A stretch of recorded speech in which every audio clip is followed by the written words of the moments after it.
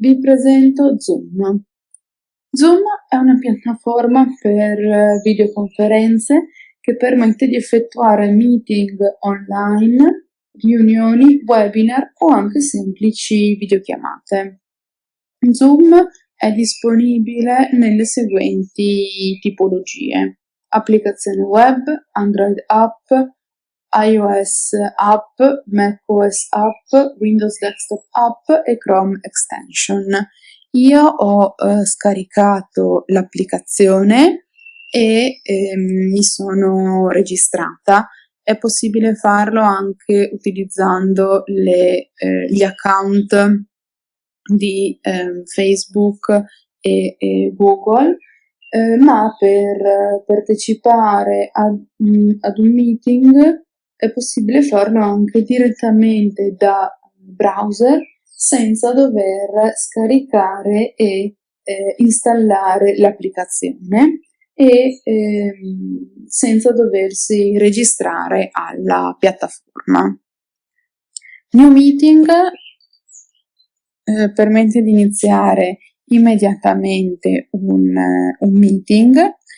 Scelgo di utilizzare l'audio del mio computer, oppure sarebbe anche possibile utilizzare un microfono esterno. Posso attivare o disattivare il microfono, attivare o disattivare la webcam. Vedo la lista dei partecipanti. Posso invitarne altri attraverso i contatti oppure gli indirizzi email. Questa è la chat di gruppo in cui posso inviare a tutti i partecipanti oppure solamente ad alcuni messaggi oppure file. Posso condividere lo schermo, registrare, utilizzare delle reactions e infine concludere il meeting.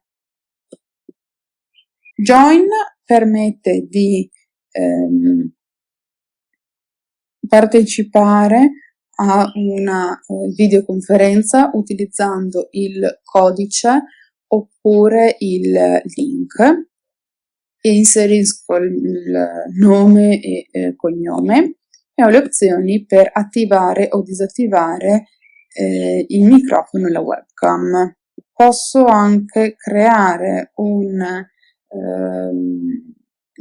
videoconferenza scegliendo l'argomento, il giorno, l'ora, la durata e poi genera in automatico un link oppure un codice e eventualmente anche la password. È possibile anche impostare le impostazioni per il video e possiamo aggiungerlo al nostro calendario personale.